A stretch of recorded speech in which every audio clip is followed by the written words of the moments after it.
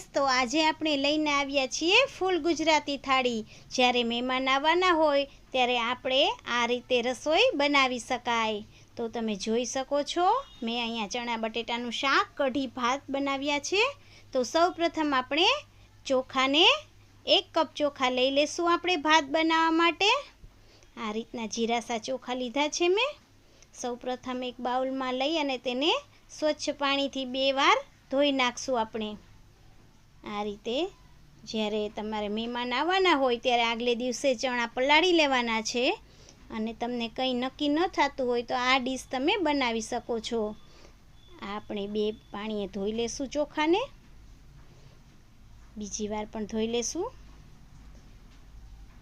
સ્વચ્છ ચોખા સરસ આપણે સાફ કરી અને જો તમે ફિલ્ટર પાણી મૂકતા હોય તો તમારા ચોખા એકદમ સરસ વ્હાઈટ બનશે। આ રીતે એક તપેલું લઈ લેવાનું છે અને માપથી મેં પાણી નાખ્યું છે। આમાં 3 કપ નાખ્યા હતા। તમારે જે રીતે તમે બનાવતા હોય, ચોખાની ક્વોલિટી હોય એ રીતે તમે પાણી એમાં ઉમેરી શકો છો। આપણે હવે ચોખા ભાત બનાવવા માટે ઓરી દેવાના છે અને એમાં ચમચો હલાવી લેશું આપણે।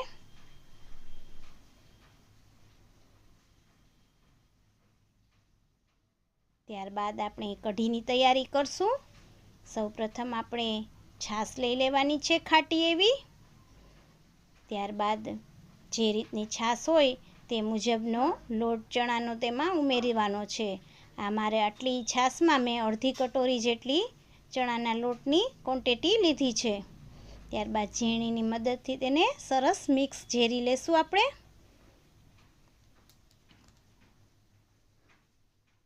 છાશ ખાટી હશે તો તમારી કઢી સરસ ખટ્ટી મીઠી થશે। મોરી છાશ હશે તો તમારી કઢીમાં સ્વાદ નહીં આવે। આ રીતના આપણા ચોખા પણ સાઈડમાં ચડી રહ્યા છે અને બાજુમાં હવે આપણે કઢીને વઘારવાની તૈયારી પણ કરી દીધી છે। જો તમને અમારા વિડીયો ગમતા હોય તો લાઈક, શેર અને સબસ્ક્રાઈબ કરવાનું ભૂલવાનું નથી।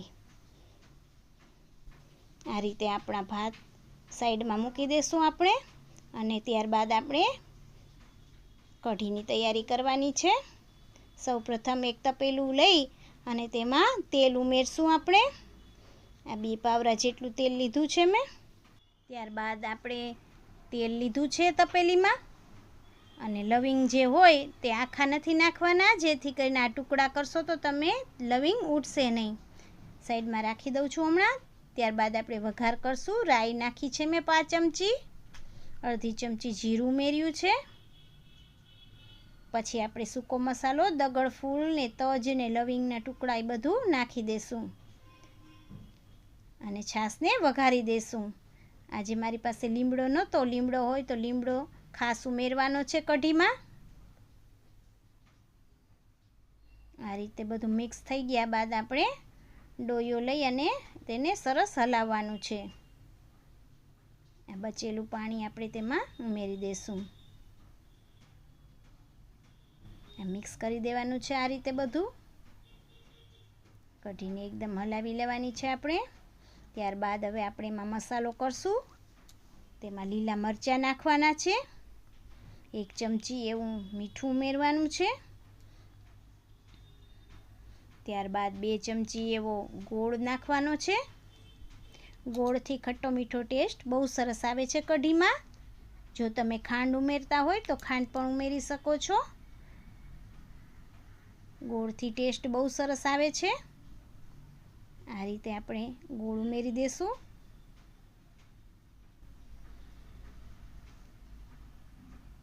બે ચમચી એવો ગોળ નાખી દીધો છે। તો આપણા ભાત પણ રેડી થઈ ચૂક્યા છે। ચેક કરી લેશું આપણે ભાતને। 5 ચમચી એવી હળદર ઉમેરશું કઢીમાં। ત્યારબાદ ફરી આપણે મિક્સ કરી લેવાનું છે કઢીને અને ધીમો તાપ રાખી અને કઢીને થવા દેવાની છે। એક બાજુ આપણા ભાત પણ રેડી થઈ ગયા છે, બીજી બાજુ આપણી કઢી પણ થાય છે અને ત્યારબાદ આપણે જે ચણા અને બટેટા બાફેલા છે તેને પણ આપણે હવે શાક વઘારશું. આ રીતના બટેટાના ટુકડા કરી લેવાના છે બાફેલા બટેકાના. ત્યારબાદ કડાઈમાં આપણે તેલ મૂકશું.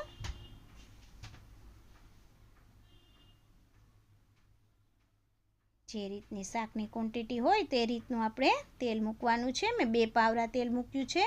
ત્યારબાદ 5 ચમચી એવી રાઈ ઉમેરી છે. અડધી ચમચી જીરું ઉમેર્યું છે. 5 ચમચી એવી હિંગ ઉમેરી છે. ત્યારબાદ આપણે ચણા બટેટાને વઘારી દેવાના છે.